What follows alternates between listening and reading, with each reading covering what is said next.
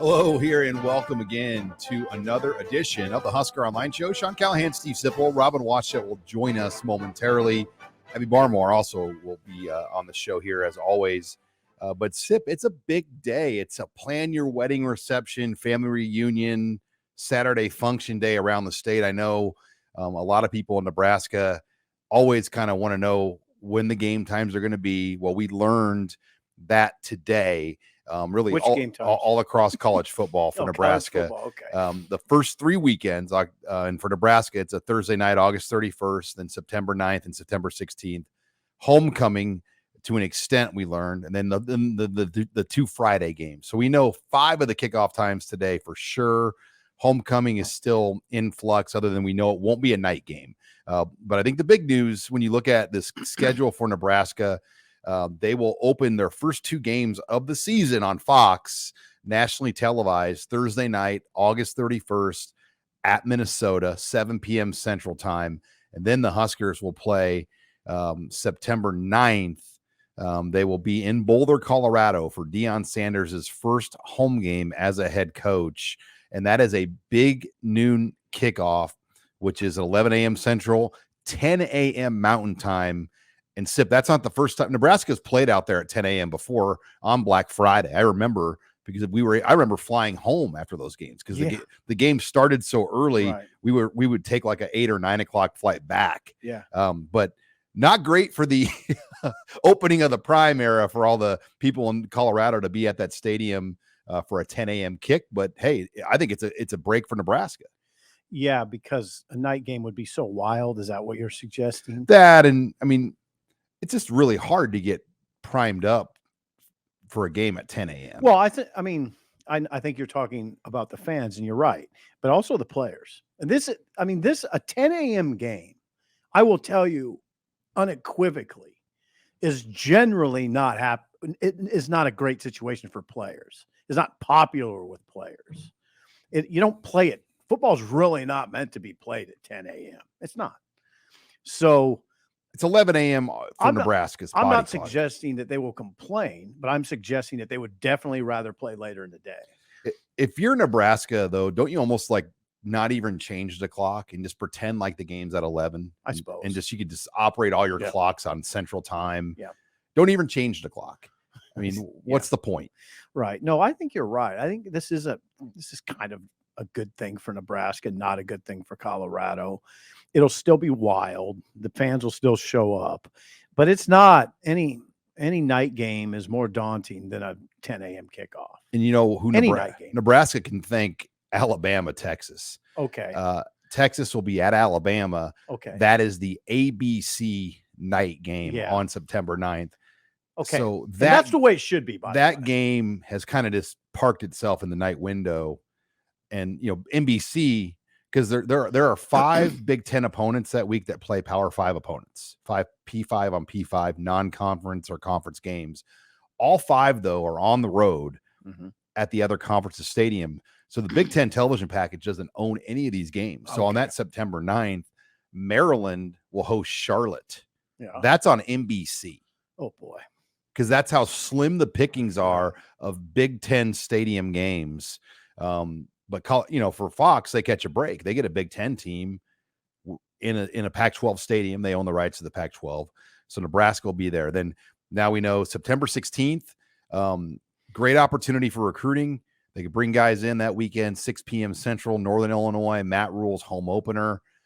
Then they've got the game at Illinois on Friday, October 6th.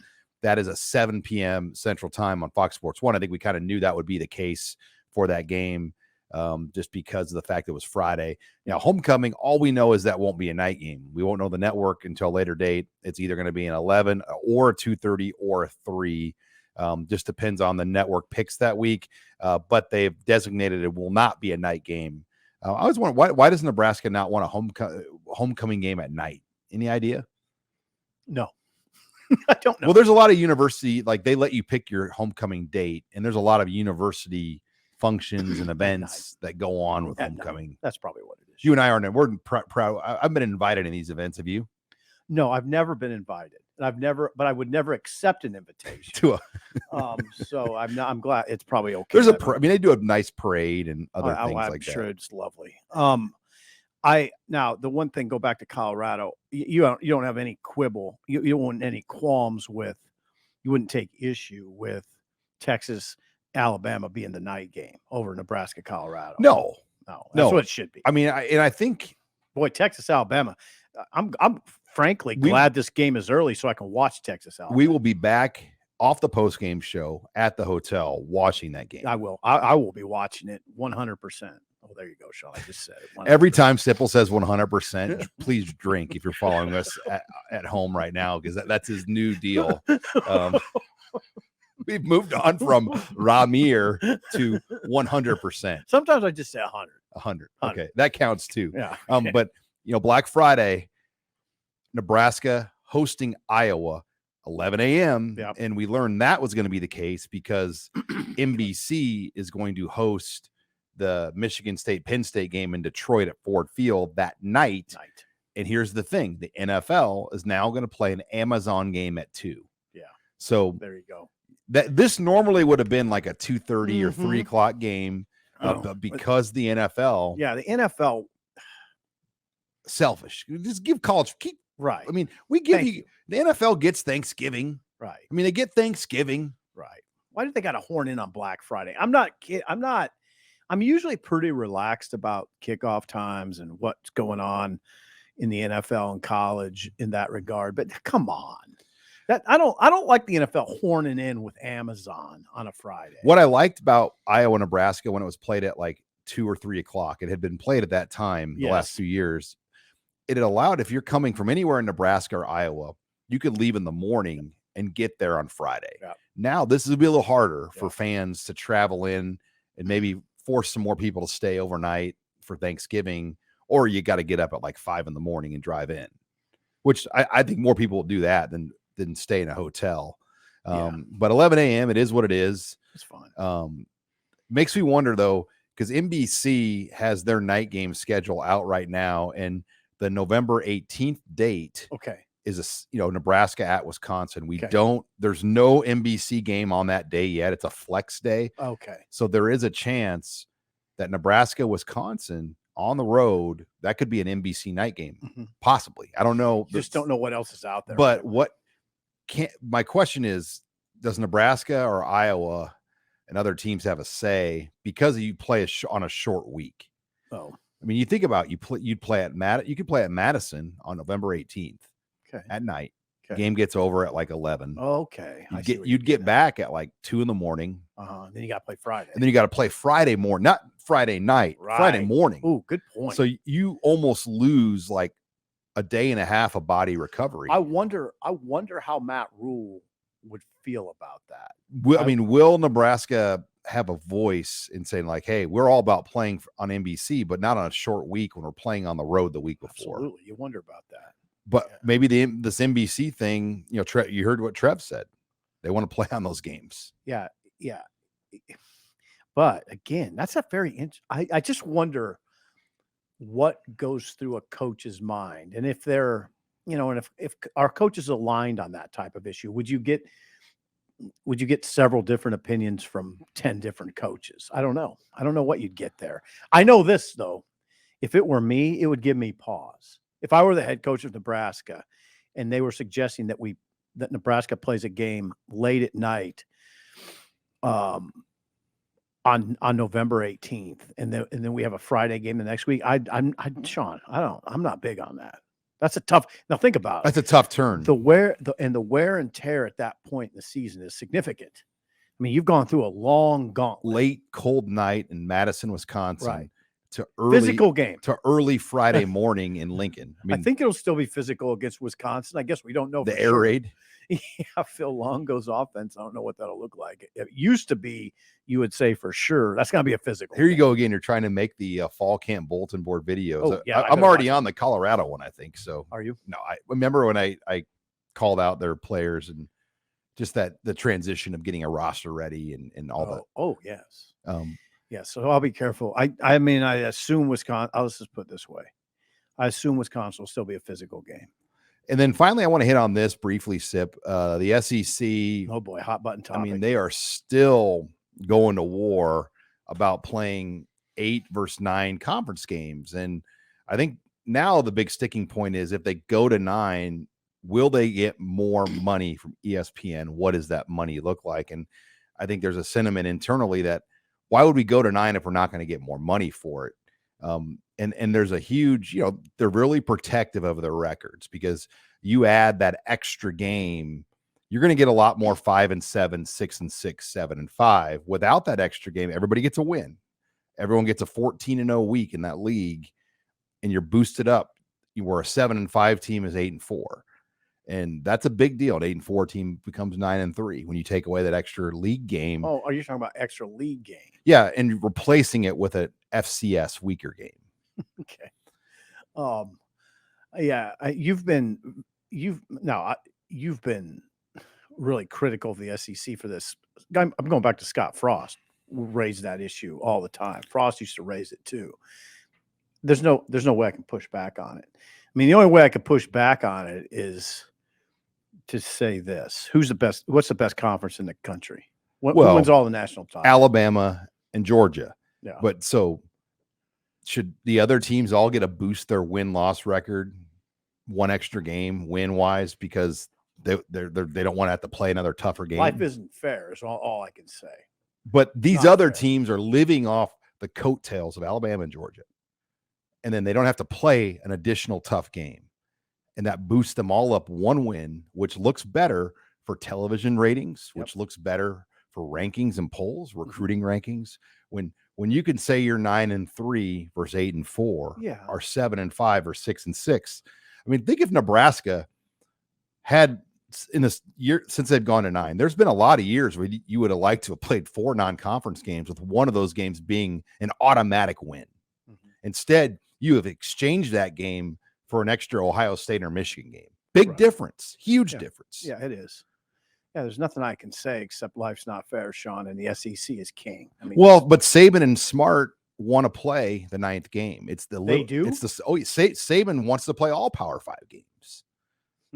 The fans don't show up to those games. No, they don't. They don't. It's bad. Those games, when you say those games, remember, Sean, not everybody knows what you're talking about. The week 13 Mercer, the week 13, the FCS week in the middle of the November schedule. Right. The protection week where they kind of protect they get healthier, they get a win. Sure. But I think they will go to 9. Whether it's 2024 or 2025, I think a lot of it's going to be the television piece. But I believe ESPN will want that increased inventory. Significant inventory. Yeah. All right. When we come back, we're going to shift the conversation. We finished through some ranking the Big Ten, quarterback, running back, wide receiver slots here. I want to get some thoughts just on that. And does Nebraska have any guys in there? If not, who are some of the top players returning in this conference at those key positions? We'll discuss that and more. You're listening here to the HuskerOnline Show.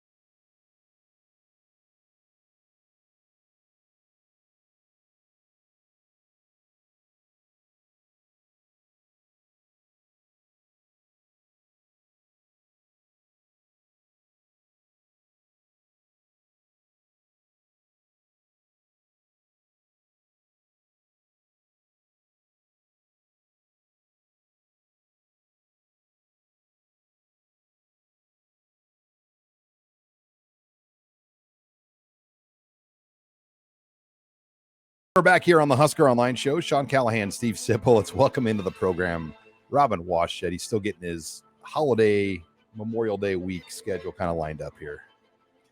Oh, and I'm thrown off too. Robin, I didn't have you up there. You're up. This is just amateur hour all the way across the board here. Get the ship righted, Sean. Maybe double take there. Yeah. So my wife's a teacher, and normally Yes. she'd be at work. She's not, and so like everything, my whole routine is just off. So I apologize Oh, in you do not advance. apologize. You missed Not, some not to riveting. you guys, but to our listeners. You missed some riveting schedule talk. Well, yeah, big day. There's A few lot things of- that get Sean more revved up than scheduled. A lot of weddings have been planned. A Yeah, lot of family man. reunion times have been set. A lot of Oh. guys' trips have been figured out. We know the schedule. Yeah, I'm in. And the Colorado one's the big one. Big noon. We've Yeah. been calling that for Yeah. about a month though, so it's not a surprise, but it's going to be. I mean, not rough for us, but rough for the fans of Colorado. Which I'm not too Yeah. upset about that. 10 a.m. local time. That's so. I will say that seems like it would be a deterrent, but when I worked at the Montrose Daily Press in Montrose, Colorado, Wait a second. way on the western slope, an hour When was south, this? well, right out of college, 2007-8. Okay. I was able to talk my way into covering the Colorado State football game at then known as Mile High, and that was a 10 a.m. kick because it was nationally televised. Really similar deal. And I remember getting there early, like normally I do, 3 hours early, whatever. So it's like 8 o'clock. So I was only there a couple hours early. 8 o'clock in the morning, and I'm walking through the parking lot, and people were just blacked out, like shooting shots, doing beer pong, just ripping beer bongs. Like, so you would think that might tone things down a little bit. It'll only just make them have to start earlier. Yeah, there you go. It'll still be wild. Be forewarned. It won't be like a night game. The night game. No, that No. The only thing I'd say is the night game, the Colorado-Nebraska night game this year with Prime and Nebraska with a new coach, it almost maybe would have gotten too unwieldy. yeah, it would have been like Mad Max in the Thunderdome. Yeah. Like Yeah. flamethrowers and I mean, I'm expecting like Gas Deion mask. Sanders to come out on a horse, like just coming. he's gonna out ride with a Ralphie cap. He's gonna onto the ride field. Ralphie. He's Yes. coming out. I mean, it's not that far. I mean, I expect his first entrance Abby's a gas. to be like what's Apollo Creed and Rocky, the way he come. I mean, just some sort of like Yeah. big entrance. He'll drop from the sky on a stage of some sort. Come Yeah, into some sort of- America. Some sort of chaps on, leather chaps, and Yeah, black Stetson hat. I sound like an old man with that take about the night game being too unwieldy, but I don't know. Hey, I think it'd be really weird. the big winner of all this is the Husker Online postgame show. Yes, yes, that is as manageable as it gets, right there. We will not be like in a Purdue library With some with an dude coughing unaware overseas student live FaceTiming his girlfriend in a different country, coughing in the background. Look, those types of things make the shows what they are. I think. Okay, well Good let's attitude, Rob. let's get her back on track. Ranking the Big Ten, and we've been doing this series on Husker Online for years. It's a lot of fun. It kind of mimics what preseason magazines do, but we like to talk about who are the best players coming back in this league. Started out with quarterback. Rob, not a real surprise. JJ McCarthy 1, Tagovailoa 2 at Maryland. Cade McNamara 3. So really 2 of the top 3 quarterbacks for Michigan Wolverines a year ago. Yeah, and that kind of got some comments going on the board about people saying he was rated too high. And What were they saying? Just that they don't think he's as good as people are saying it is. McNamara? And I think a lot of that is probably just annoyance out of Iowa fans hyping him up like, he's gonna be the next Brad Banks or whoever. I mean, he went to the college football who was the playoff. quarterback they had? Brad Banks was Yeah, good. Brad Banks. Yeah, okay. Yeah. So, but yeah, I mean, the reality is that he's 13-3 as a starter. Okay. He won a Big Ten title Okay. 2 years ago. Okay. In that championship year, threw for 2,500 yards, 15 touchdowns, 64% completion percentage. I mean, pretty good. Oh yeah. we And saw him so, live. I think that's kind of the reason why people in Iowa are so optimistic, is because they feel like they finally got a quarterback again. And they went and got, some other additions through the portal. They got Eric All, the tight end from Michigan. They got the kid from Ohio State, the transfer. I can't remember his name. I always forget it. Either way, they think that they finally have some firepower at the skill positions, which should make that 25 points per game maybe a little more attainable. What did McNamara look to you in Lincoln? I thought he was nails. Yeah. I mean, that's the thing. Like he's been there and done it at the highest level in this conference. And so that's why he got the nod over other guys that might put up better numbers, but the guy just wins everywhere he goes. Who would you put above him?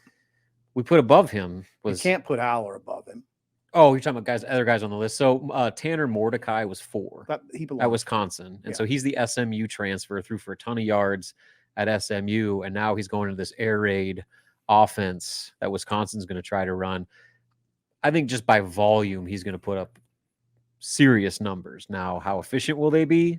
We'll see. I'm very curious what that picture of an air raid offense in Wisconsin looks by like. season's end, too, Jeff Sims could easily be No doubt in this list. But no doubt. I think we've all taken a pump the brakes mentality. We're not just going to put Jeff Sims right up there, but I think he could be up there. I think he could easily find himself 3 or 4 ish on that list. And then here's one that could, by when all said and done, be number 1. Drew out. Is it Aller? Allar. Yeah, whatever. Former 5-star, like number 1 quarterback recruit in the country at Penn State. He saw 10 appearances as a true freshman, only threw 60 passes, but they're talking about him like he's the next Andrew Luck, just with his size. He's 6'6", 242. He was the number 3 quarterback prospect in the country a couple years ago. And now he's going to get his shot. Sean Clifford's finally gone after about an 8-year career. And so the keys are in his hands. And he is a big reason why Penn State is being mentioned along with Ohio State and Michigan in that Big Ten conversation, because if he lives up to that potential, he's as good of has high of a ceiling as any quarterback in the conference and maybe in the country. He's an exciting player. I caught him against Purdue last year. And he entered the game because Clifford was hurt, and it was impromptu, and he was fine. He looked good. I mean, he's a smooth operator. He's a load. Yeah. Let's move it on with a big arm, by the way. Let's move it on to running back, because this might be the deepest, most talented position in the league. On3 did a ranking, and 5 of the top 10 running backs in college football are in the Big Ten. Blake Corum is the number 1 running back going into the season. He's probably a projected Heisman finalist right now for the Wolverines, especially if they win the Big Ten again. Braylon Allen, who easily could be a 1,500 to 2,000 yard back from Wisconsin, number 2. I think Braylon Allen, the big thing is health. Can he make it through a whole year? Yeah. Donovan Edwards, the number 2 running back at Michigan, but really a co-1. He's your 3rd back in the league. Man. Nick Singleton at Penn State comes in at 4. And then this was a tough one, Robin. You have Travion Henderson from Ohio State at 5, but Mayan Williams also from Ohio State. I mean, they're kind of just like Michigan, 1A, 1B type of thing, where those are 2 of the top 10 backs, arguably, in college football. Yeah, we could have easily byline that one at number 5, because they haven't announced who the starter is going to be. Now, talking with people that cover Ohio State know a lot more than I do, they think Henderson has the best chance to be the guy, and when healthy, has the highest ceiling. So that's why we gave him the nod. You go back to what he was as a freshman. A couple years ago. Right. What did he do? He ran for 1,200 yards, 15 touchdowns. I mean, Travion Henderson. Yeah, as a freshman All-American. Then he backed off last year because he got hurt. Yeah, he missed 5 games last year, and then Williams took over and ran for 825 yards and 14 touchdowns. Way different running back. Yeah. A very physical runner. Not that Henderson's not. Williams just is a load. Yeah, and so they have another guy, Chip Trayanum, who is apparently also going to be in the equation of that running back rotation as well. So that's going to be a true committee deal, but those guys are both so talented. But Henderson has shown that when he's healthy and when he's playing up to his potential, he's an all-American level talent. So that's why he got the slight nod over Williams. Okay. And then finally, wide receiver. And once again, no Huskers on this list, right, Robin? Right. I mean, you could have made a case, I think, for Billy Kemp, but he was hurt a lot of last year, so it's hard to, when you go back up just last year's work. But Marvin Harrison, number 1, he's number 1 receiver in the country, according to On3. The number 2 receiver in the country, also from Ohio State. Help me with the last name here. Emeka Egbuka is number 2. 100% simple. 100. Isaiah Williams, number 3, Illinois. Shamir Dyke, Wisconsin, number 4. And then Chris Altman Bell, the law firm, is back at Minnesota for a 7th year. Yes, 7th season. Pretty incredible. Yeah. So I mean, he's played so long that he's appeared in 47 games over 6 seasons. and he's caught at least one pass in 41 straight games. So I think his is just kind of like the career achievement award type deal. It's where like he's been in the league since 2010. So like, he just by volume, he's up there. Is it DK with Wisconsin? Chimere DK Dyke? I don't know his name. They're doing fine. Either way, I put him at 4 on the list. He is kind of the same way with Mordecai, the Wisconsin quarterback, in the sense that he's Wisconsin's number 1 receiver last year. He's returning to be their number 1. Caught 47 balls for 689 yards, 6 touchdowns. Modest numbers, but they led Wisconsin in everything last year. So he's going to be the number 1 this year in that pass-heavy air raid offense. So kind of another deal where I think by volume, he's going to catch a lot of passes for a lot of yards and a lot of touchdowns. The thing to watch at Wisconsin is, and I know it's an air raid. Long ago, they ran the ball at North Carolina. He had 2 great running backs at one point, and they ran the hell out of it. Well, it's not like they're just going to not give Braylon Allen the ball. They got running backs, so we're going to run it. That's the you thing. You can run effectively out of a spread. Well, that's the case to be made, like for Allen, is that before everybody knew he was getting the ball. They were going to line up in 2 or 3 tight end sets and just run the ball between the tackles, and there was no creativity whatsoever. Well, now they're going to spread everything out. Now you get that big Clydesdale, Braylon Allen the ball in space, and he's not going to have a 8-man box that he's going to have to run against. So that's the argument for why he could almost benefit more from this scheme shift to the air raid, and that, for one, he has more help from a passing game. 2, it's going to create more space for him to run to where it's not, basically having to barrel through 3 or 4 tacklers before he gets the open field. Yeah, I just want to keep emphasizing that we keep calling it air raid, Well, but it's not necessarily going to be Mike Leach, RIP, by the way, Texas Tech offense. That's not necessarily what we're looking at here. It'll be determined by personnel, and when you have a running back like that, you're still going to get him 20 carries a game, I would think, right? 20, 21 carries. They still got the great backup, Ches Maluzzi. Mm-hmm. They're going to run it. I'm not on this whole thing where they're not going to be physical. They're going to be an air raid. They're going to spread you out, and it's going to look different, but they're still going to come at you. Well, they're going to run a lot of plays, and so there's going to be a lot of snaps to go around. And so therefore, when you have a number 1 back like that, he's going to get his carries. And the argument, he's going to still get 20 plus carries a game, but it's going to be in a much more spread out. All right. When we come back, we're going to talk recruiting now. Nebraska is going to host a big visit weekend. We have camps starting on Sunday, and more visitors have been set. We're going to discuss all that next here as a busy month of June awaits. You're listening here to the HuskerOnline Show.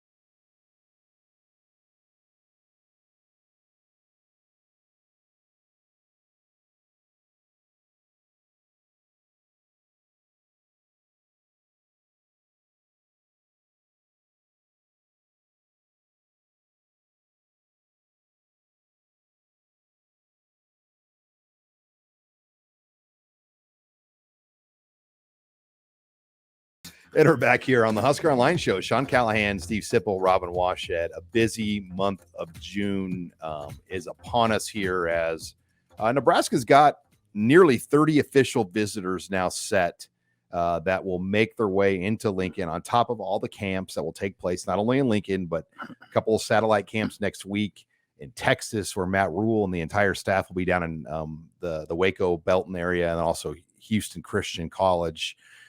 So there's a lot going on in that sense. But I want to get first, because On3 is holding the NIL Summit right now in Nashville.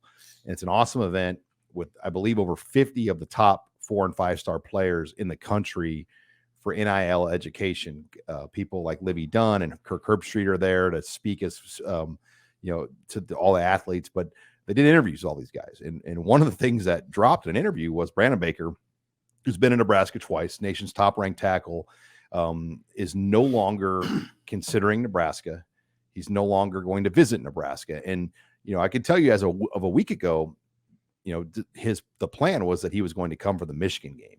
And they have a bye week that week. He wanted to come to a home game, but now Nebraska not in the picture with Brandon Baker.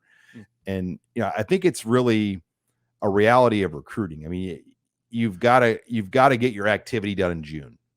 I think if you're trying to go past June, the big dog programs, Ohio States, the Georgias, Miamis, they're going to squeeze these guys, whether it's spots in a class or NIL, to get a decision when they want the decision. Yeah. And Brandon Baker, his timeline went from the All-American Bowl in San Antonio to now he might have a decision made in the summer. Right. So that's what you mean by squeezing. These programs want a decision made before the season. They don't want it to go into the season. Right. Because they need to plan their numbers and their NIL and other things. And so Brandon Baker no longer considering Nebraska. And, I think Nebraska was in the conversation. I never thought they were going to get Baker. I thought they were doing a really good job to even get in front of Baker. But if they could have got him back again, that was going to be big. Yeah. Why did you think? Here's why. Because he sat right in this room twice, and was very genuine in what his thoughts about Nebraska were. He was very genuine in his questions about Nebraska to you. He couldn't have been feigning interest. I mean, unless he's just a marvelous actor. It was genuine. Did I think he was going to come here? I don't know. I gave it a shot. I mean, I'm sort of an internal optimist when it comes to that stuff. And I think if as a recruiter, I'm not a recruiter, but if you're a recruiter, you have to be. And I mean, he was on your campus twice. June 9th and June 23rd, though. He'll visit Ohio State June 9th, Georgia June 23rd. Why would you think you wouldn't have a shot at him? I mean, he took the trouble to come here twice. Right. Asked questions, was clearly enamored with the place. All you got to do is go back and look at the interviews. So you had your foot in the door with him. You got to keep doing it and not get discouraged if you're Nebraska. Oregon, Texas, and Florida State are the others, along with Ohio State and Georgia. Say that again, please. Ohio State, Georgia. He has visits set June 9th, June 23rd. Yeah. Oregon, his brother played at Oregon. Sure. Texas and Florida State. Those are the 5 that he's going to visit. And then you've got Tennessee and Miami, who have kind of emerged, I think, in the NIL world as 2 of the bigger players with their collectives and how they've operated. Yep. Like if you were to rank collective power, I think Tennessee and Miami have to be right up there. I talked to someone very close to Tennessee, and they said Tennessee doesn't recruit anymore. They select. I mean, they're selecting players. Now, I think that's a bit of an exaggeration, but that's what you're talking about, right? Yeah. I mean, you don't really recruit as a Tennessee assistant coach anymore. It's not the recruiting that we became accustomed to over a period of years. It's just we're offering this much money. What do you think? And you tell a guy when they can commit. If you want to commit, it's here right now. If not, it's gone. Right. There's a lot of money there. Yeah, and you see all the talk. We were talking about the NIL summit, just about how the SEC is playing a completely different game than everybody else with the money that they're offering right now, and just the level of organization of their collectives and the support those collectives have, to where what they're able to put on the table for a recruit like that is so much higher than most other schools, even a program like Nebraska, that it's just hard to be able to stay in the race against that when you're competing against that. Well, winning too. I mean, I don't think it's the Peds aren't going to get outbid if they want the Peds that run the 1890 collective. If they want to get a guy here, they can. But Nebraska's got to be in a position to get the guy. 100. I mean, like in the world, I mean, you're not going to outbeat Georgia and Ohio if you can match the money. It's Georgia or Ohio State. They're going to pick probably Ohio State or Georgia, right? So Nebraska's got to get in a position as a program to not only justify the payout to a recruit with their collective, but kids got to say, yeah, this makes sense for me to go here. But if you're a collective, like it's kind of the chicken and the egg argument. Like, do you Mhm. need to dump a bunch of money to get those types of players to play at a championship level, or you need to win in order to get those types of players interested in you to where then you're playing on the same playing Win. field as It's those not. other It's teams? not a healthy model. It's really not. Like, look at A&M. Well, wait a second. A&M went all in last year on this big class, Mhm. and it's kind of already blown up on them. I think you really throw off your locker room dynamics if you would go all in on a bunch of freshmen, and then they're making more money than the older players in your program. Mhm. Now, what Robin is asking, essentially, I think, if I'm reading this right, Robin, is you're suggesting or you're asking, did you just buy a team? Like, does Nebraska and their collective need to try to overcome their lack of on-field success by just going above and beyond with how much money they're offering? I don't know that you could do that. Now, Sean will suggest the Pete's can offer an inordinate amount of money, and they probably could, but it wouldn't be healthy for Nebraska. Right. It wouldn't be a good look for Nebraska. You have to keep the stuff within reason. And no, I mean, I just don't think. You can't go back once you go down that road. Right. Yeah. Right. How do you say, 'Cause then okay, then now we're every going to pull class back is the gonna money? expect that. Yeah, if we're Right. giving this much money now, oh, then we're going to back it off. After we start winning, we're going to back off. No, it won't work that way. You know, once the, you know, you can't throw off the market that much. The Like market. the NIL market. I mean, know. like there's a What is- market, and you can't, I mean, you can't, it's like buying homes. You can't just go out and overbuy a bunch of overpay for a bunch of houses. Like we you have kind of know the market. I mean, a top team right now, Sean, needs how much money to keep their roster intact? Would you say 8 million? that's That's the number that's been thrown that's around. the top number for the top, like Yeah, what did five. Ryan Day say? Did you say 10? He said No, 13. There's a more 13. accurate number now. Like Yeah, that- that number was old. That's an old number. that I think that number went down to about 8 or 9, but it's still Crazy. significant. Yes, yes, it is. Yeah, it is. no, I think the number's more like 6 now. Okay. Now, here's the deal. That money, there was money going out before. I mean, SEC was paying players long ago. Now it's up front. I don't want to pretend like I don't want to be feign like I'm horrified by what's going on. It's just like everything else. The SEC's ahead of the game. They're ahead of the game. They always are ahead of the game.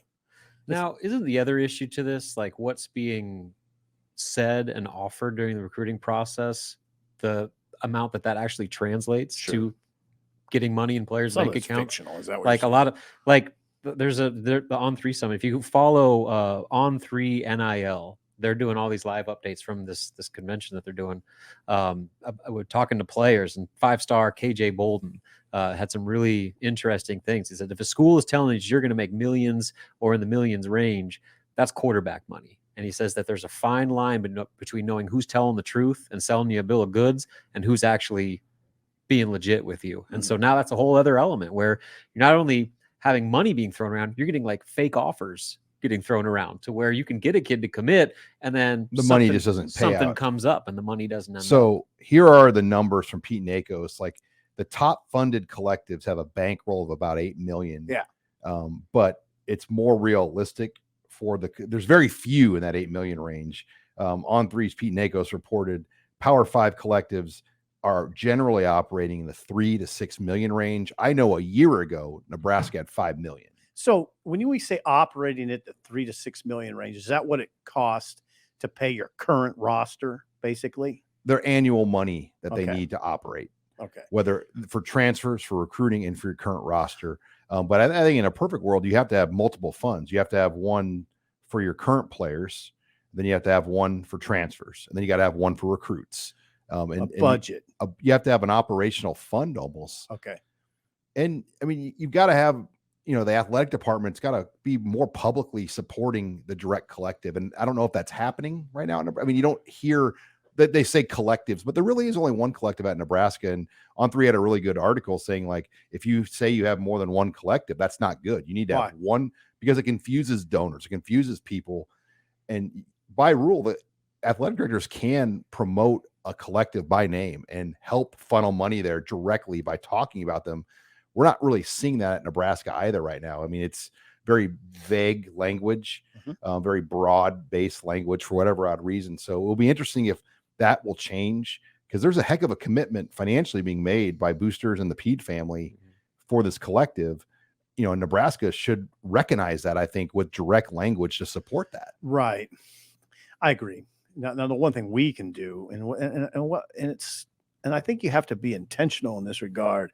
We need, as journalists, to talk in precise language and be precise about what we're talking about with NIL.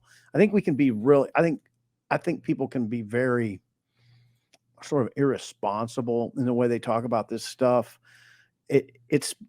I think it requires a lot of precision because people don't understand it. We do at a pretty high level, I think, but you can't. Come on, a lot of people. You'll never get the exact numbers players get paid. I mean, that is generally going to be kept at a high level of secrecy for obvious reasons. Well, I think for the right reasons, but still, that's a flaw in my opinion. It's a flaw. But then it screws up your whole roster and locker room.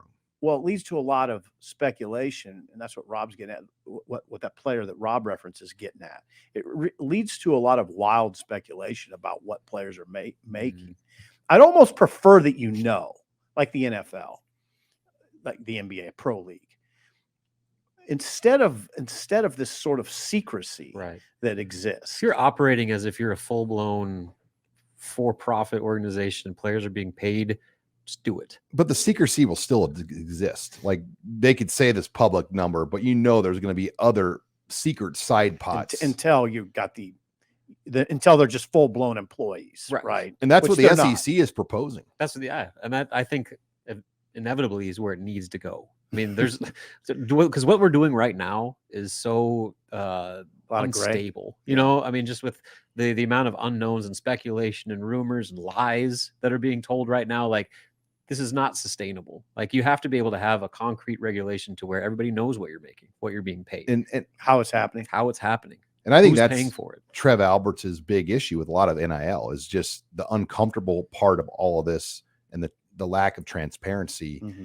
Where I think in his shoes as an old school college, it's hard for him to get behind a lot of these things going on right now. Who is behind it? Like who do you know of anybody that says I think this is going really well? Is there anybody telling you guys need to relax? It's going well. It's going fine.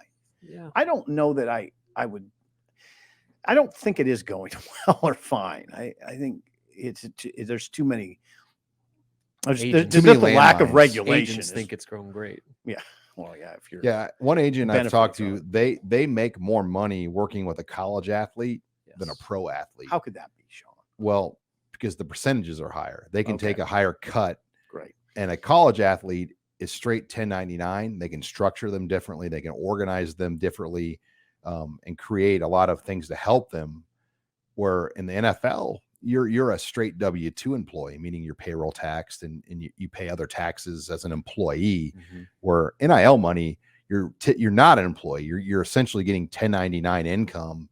And then that allows you to structure and do a lot of things and create organizations and, like you're running a small business almost. And in that model too, you would have the ability to basically put players under contract to where now you're getting the initial offers out of the recruiting process. And then a player does well. I'm going to go put myself in the transfer portal and see what other offers I can get. Like it's basically annual free agency every year that a player is before going to college. And every year, every offseason after that. Not healthy. All right. I think we can do a whole show on this. We will pick this conversation back up, but we got to bring Abby in. Let's talk mailbag next. You're listening here to the Husker Online Show.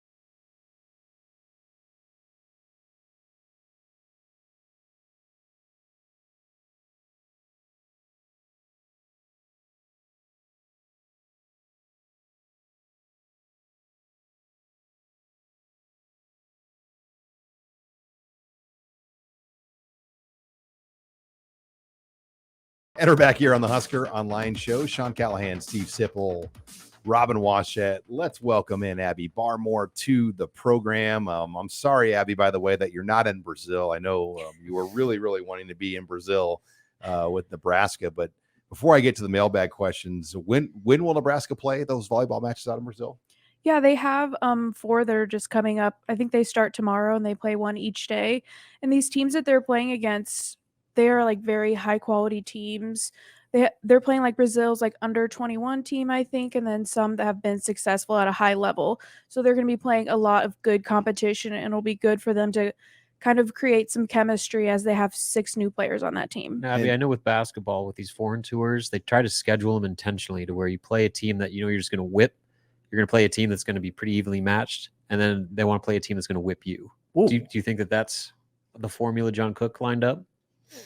I would say so. I mean, it's good, especially in Nebraska. They're kind of used to winning a lot and being on the top level. That's the whole point of it. They want to see how the team responds to getting their butts whipped. Especially with so many new players, that will be good for them, is to kind of understand where they stand, not just in, Big Ten volleyball, but kind of volleyball in the world. And they're going to learn from all different kinds of people, and volleyball is huge in Brazil. So I think they'll see all kinds of different stuff. Yeah. And from a time zone perspective, Brazil, I believe, is Eastern time zone. So, like the matches will be, it's just straight down the line. I mean, go to Florida and keep going. I was thinking maybe it was just straight down the line. Straight down. The only reason I remember that was when the Olympics was in Florida, or when the Olympics was in Brazil, excuse me.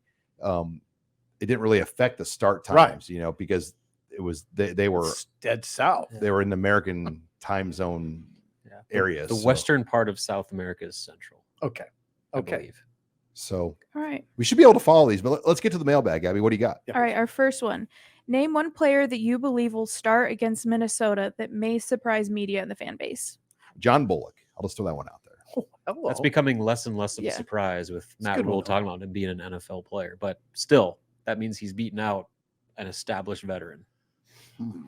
I don't know if there's too many others you could. I'll go Borkercher. That's a good one. That's a good. Yeah, I'd go Borkercher at tight end. Now, in a 2 tight end set, is that what you're projecting? Yeah, Okay. I would not project him over Fedoni. I would project him over Gilbert. Yeah. Well, in fact, he started the spring game. What about one of those ends, like the edge guys, like Lenhart or Princewell? Gosh, that's a good. I mean, too early for Ty that? Robinson's coming back. Remember that?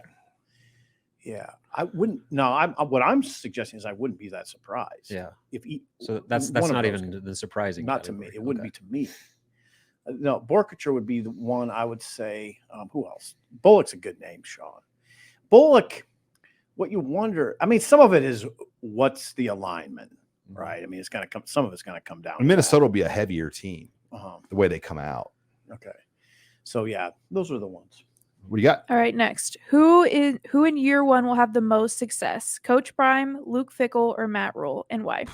Oh, I mean, I think the safe money based on just over unders is Luke Fickell. I mean, he's got an 8.5, 9 over under. They're picked to win the West. They only play one difficult crossover game. I believe they have Penn State. Okay. Oh, okay. I think Sean. I think it's Penn State. Yeah, I know Iowa and Wisconsin only play one. No, I'm sorry. Iowa plays Penn State. Yeah, Iowa plays Penn State, and they play sorry. Ohio State, I believe. Oh, yes, that's right. So I was wrong. I was like, wait a minute. Yeah, I want to make that very clear. Iowa plays Penn State. And that's their only Eastern Power God, crossover game. Please, Rob, please rescue us on this because me and Sean. Yeah, the Eastern crossover is Ohio State for Wisconsin. And Wisconsin's got a great schedule. In Madison. Like their non-conference marquee game is Washington State, which is they beat them, we know, a year ago, but Hey, they got to play Georgia Southern. hello, Clay Helton, baby. Don't overlook them. Speaking of air raid, I don't know if that's an air raid, but they raided Lincoln through the air. They rated a head coaching job. Yeah, they raided Chenander right out of town. But I would bank Fickell as an 8-win guy. Rule's going to be looked at as a 6-win guy, and Coach Prime's probably going to be looked at as a 3-win guy year 1. Yeah, I mean, Prime is clearly third on that list. Are we really calling him Prime? We seem to be. I remember there was a big deal when he was like, "You don't call me Dion, don't call me Sanders, call me Coach Prime." Uh-huh. I'm not going to fall in line with that. I'm going to call him Dion. Okay. I don't know. Start the trend. Coach Sanders. Coach Say, compromise. yeah. All right, what's next, Abby? Which Husker football game are you most looking forward to this fall? And don't pick Minnesota or Colorado because I know Michigan. that is right on top of your head. Michigan night game. I mean, and all that entails. I think it'll be a close. I think Nebraska Is it a night game though? Well, it should be, right, Well, Sean? it doesn't really matter like what we think because it matters like what the network picks are that week. I And- know, but don't you think? I mean, we don't know. I mean, there's only one night, like, so that's the 30th right now of September. NBC has not set a night game, Okay. but Fox You is might be still considered the prime pick. Okay. But then there are weeks where NBC gets the first pick, then there are weeks where CBS gets the first pick. So it's a rotating deal. Okay.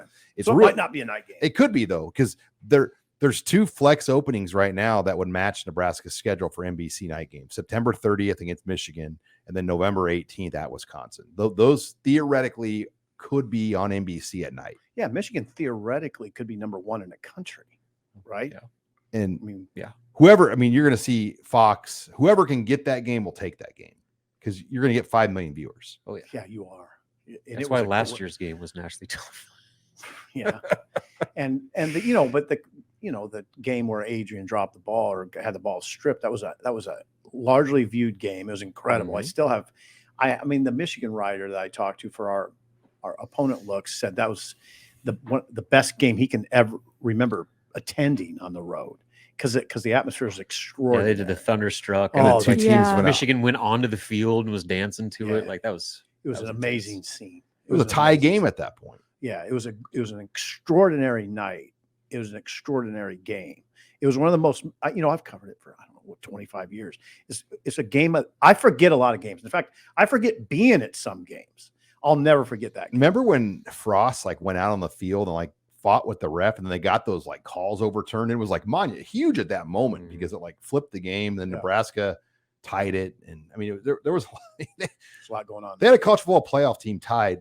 I believe it was 33-33. If they blow the whistle sooner, Forward progress on it. But Adrian shouldn't have been trying to fight on a 3rd and 5 run where he had 4 guys trying to tackle him. That was a horrifying moment. I'm going to go with the Iowa game. I'll throw that one in there as well, just Okay. because I think there's going to be something on the line for that Ooh, one. I do think if Nebraska's a 6-win team, Mhm. that's probably going to have to be number 6 to go to a Okay, bowl. well, okay. And then is Iowa going to have to score a certain amount of points in order to save their offensive coordinator's job? If they're going to Could. hit that 25 point per game mark, what if they need to score 27, and they get to 20? And Like, Sean, you what think Iowa happens could there? be playing to win a division? I do. Yeah. So I'm saying, I think that game, for one, is the Black Friday rivalry game, all that. But I think with just what could be at stake potentially for both teams, I think that'll make that a little extra saucy. Guys, I mentioned Michigan, Nebraska kick. The Wolverines opened the season against East Carolina, and that game is only on the Peacock. Oh, Jiminy So Christmas. Can you imagine the gripes and complaints that every single Michigan Wolverine fan is going to get squeezed to buy a Peacock subscription to watch that Oh game? my God. Can you imagine working at the paper and getting the calls? What channel's the Peacock? Yeah, there's been a lot of that. Oh, it'd been, you'd have to take the phone off the Is hook. that on NBC? The sports bars really win on that though, because there's people Oh, that yeah. either can't figure it out or don't want to do it, and they just go to Tanner's or somewhere and watch Yeah, the You game. don't want to subscribe to a network, just go to a sports bar. All right, what do you got, Abby? All right, next one. By the start of the season, how many commits do you think Nebraska will have? 12 to 15. I think they're at 7 now. They want to take around 20, and I think they would like to be around 12 to 15 going into the season with room to add 5 or 6 more as the year goes on. I can't push back on that. Sybil's job is to push back on me usually. All right, final question, Abby Barmore. 100. Okay, final question. I know it's been a while since you guys have got to go to a tailgate, but what is your go-to tailgate food? Oh, simple for me. I just love hot dogs. I mean, I just have three Yeah. hot dogs, not get too filled up. Wings. Give me some Ooh, wings. on the Big plate of wings. Yeah. yeah. Italian sausage Mm. with like the pepper sauce on it and a legit bun from like Rotella's. Like, Okay. Not just some See, crap Sean thought it out. store brand bun, like a legit bun for an Italian sausage with Yeah, sausage Sean and thought it out. peppers, preferably from Stoysage, my good friends in South Omaha. Okay, that's good. I just go simplicity. Charcoal Hot dog. grill, hot dogs. Now I love ribs, but I don't want those No, at a tailgate. can't Too do messy. I'm not Too messing messy. I with don't you. want to be covered in sauce. I don't want to think about it too much either. I don't want to be the chef of the day. If somebody else is making them, I'll have some. I do wanna- think I'm not- Blackstones have kind of made their way, or flat top grills. Oh, like yeah. that's become more of a Those are tailgate thing. clutch tailgate Oh, operation. And I'll How probably do you get him guys know so much about this? You never tailgate. because I grill a ton. My dad runs a huge tailgate party. He has for years. I know a lot of dudes at tailgate. I tailgated growing up, going to the College World Series. Charcoal grill and hot dogs. That's what I want. The burgers on a Blackstone or Mm. flat surface grill. I'm so close to Incredible. just getting a Blackstone or a flat top grill, but I I just can't believe you haven't. don't have one. It's more the space, and then I'd have to kind of retire one of my grills. I was speaking of that. I was worried you were about to say, I'm so close to just saying, screw it. I'm going to tailgate every Saturday. Yeah. We're gonna Like, throw wait a a second, We're making corporate, columns. we're gonna throw a interesting. corporate Wait a second, Husker Sean. Online party, and I'm not gonna work. My job is just to entertain the guests, watch the game. He And then- shows up to the press box, just keeps his sunglasses on the whole time. I'll get ready for the post game show. That's my job. Hey, there are some guys in my shoes. That's what they do, though. I won't do that. I promise you Yeah, guys. absolutely. Please let's not talk about that right now. All right, when we come back, we'll end the show with some other news and notes, including Keisei Tominaga and his future. You're listening here to the Husker Online Show.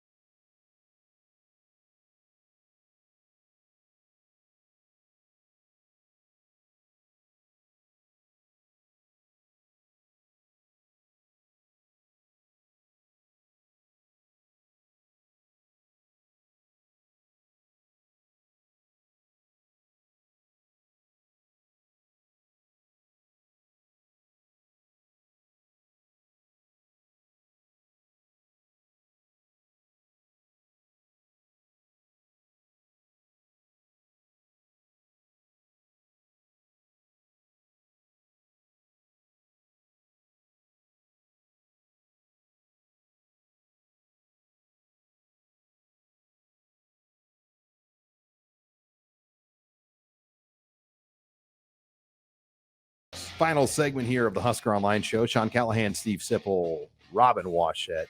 I do want to hit on that visitor list. I know I talked about getting into it in our NIL segment. Didn't get into that because we got so going on NIL, but I do want Robin Washett to give us the latest.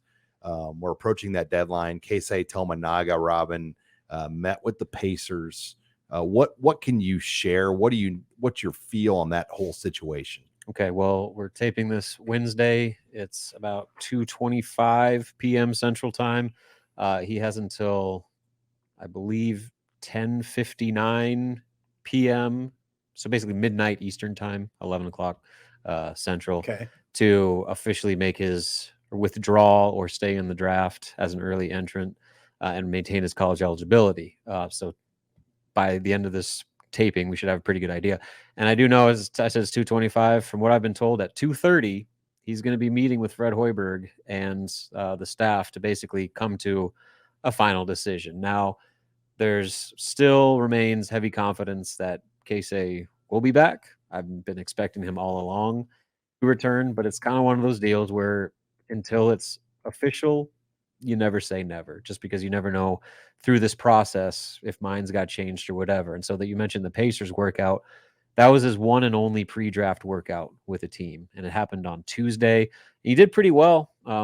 They have a thing. There's a picture of it on the Pacers Twitter where if you shoot 25 3-pointers and if you make 20 or more, you get to ring this bell that they have on the wall. Well, of course, Keisei hit. I think he got 21 or 22 from what I heard. So he got to ring it. So he did well. Larry Bird was sitting there watching him. So a really cool experience for him. But I don't know if it did much to change his NBA stock. I think that he heard everything that we all expected. He needs to get bigger, stronger. He needs to play better defense. And he needs to show that he can be that player he was in February and half of March over the course of a full season. Is that what you think that's what he heard? Yes, I do think that's what he heard. I'm pretty confident to say that that's what he heard. Okay. Now, what's interesting is the Pacers, they were the one team that brought him in on a workout.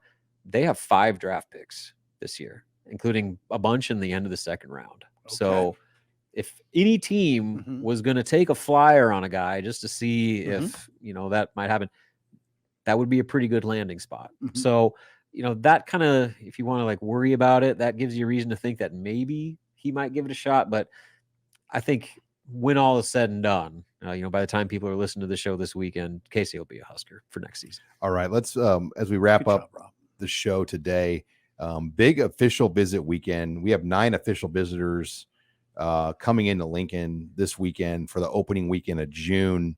It's very defensive back heavy for Nebraska. 1, 2, 3, 4, 5. Actually, there's going to be 6. One of the ones is switching. We're getting it confirmed, but 6 of the 9 guys are going to be defensive backs.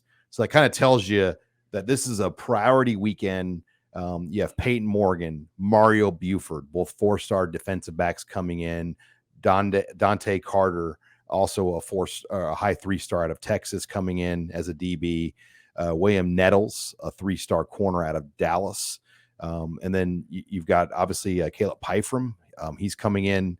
Now we have Kamari McClellan as an unofficial, the quarterback. We have not been able to confirm he's not coming, but wouldn't be surprised if he doesn't show now that Nebraska has Daniel Kalen. They don't have an offer for him. But Joseph Anderson out of St. Louis would be the other edge player coming in that weekend from St. Louis. So keep your eyes on that one too to get worked out. We did confirm that Eric Ingwerson out of Papillion La Vista, the Pitt commit, is coming on June 16th to Nebraska. 16th. Another new visit addition, Grant Bricks, has finally, solidified his visit dates. He'll be at Nebraska June 23rd, and that's still going to be the biggest one. We have 16 confirmed official visitors on that list.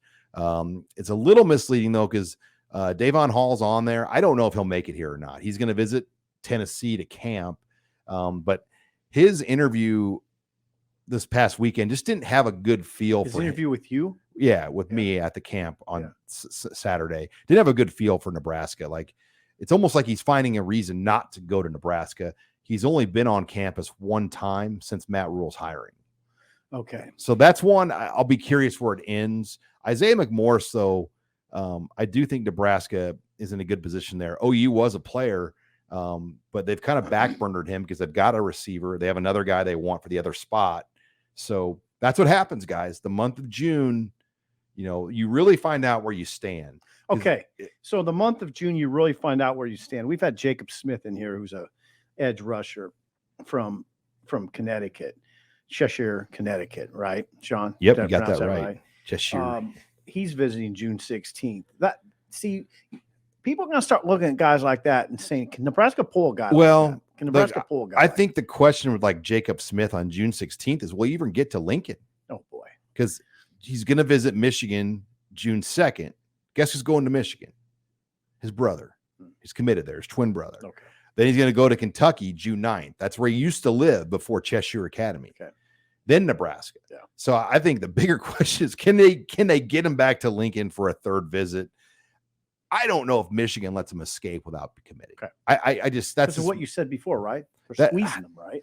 I think Michigan's going to say, "Oh man, we want you," but because every time you let the weekends roll, they bring in other guys at your position. Sure. And do you want to take that chance? Sure. And that's what they tell these guys. And that the approach of Matt Rule's recruiting is different than a lot of schools, because they're going to bring in all their top guys on the last weekend of June. And so like for Grant Bricks, he's got 4 trips lined up. Grant Bricks is the offensive lineman from Logan, Iowa, and 4-star. That's his 4th visit. Top-rated player in Iowa. He's going to go to Oklahoma, Kansas State, Alabama, then Nebraska. Would you suggest to Nebraska to try to get him earlier? I think this is going to be a really good case study or test study for them, how they approach June. The other thing I would say is it's really hard to get the guys you want maybe on June 3rd, because the same guys you want, everybody else wants. Right. Jesus. Yeah. This is it is a bear out there to get these guys. And like Isaiah McMorris doesn't have any other June visits set up. So like, he's an in-state guy. Like, the fact that Nebraska's is only one, that's a good sign. Davon Hall doesn't have any other officials set up.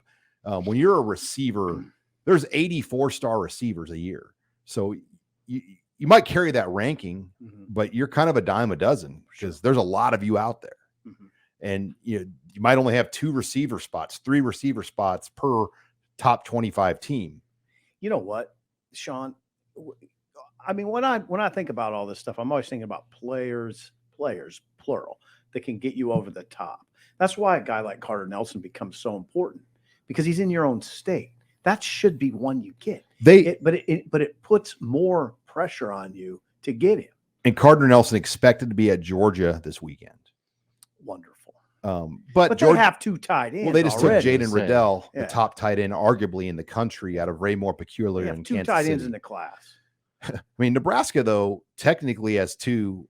Keelan Smith is going to be an athlete that probably grows into something else. And that's why Ingerson's interesting, too, because everybody thinks he's probably a tackle at 6'7", 245, but he's a tight end right now.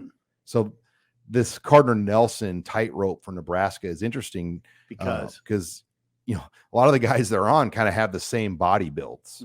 And what do you do? But yeah, it's going to be tense these next 3 weeks. We really tense. Oh boy. For everybody in college football to get kind of 75-80% of your class in place. Here we go. And to get some difference makers, and that's what everybody's going to assess it when it all shakes out. When June's over, what I'm going to do is assess, did they get a difference maker or 2? Because that's what you got to get. And you got to be real about it. All right. So plenty to follow. We'll have Tunnel Talk Friday. You want to get on Husker Online, great special, $29.95, get you access to Husker Online for the next 6 months. We will also have Husker Online headlines later in the week. So make sure you like, follow, subscribe to us here on the Husker on the YouTube page. Also, find us anywhere you find podcasts. We post the show as a podcast as well. Big official visit weekend. Make sure you're on Husker Online. We'll keep you up to date with the latest.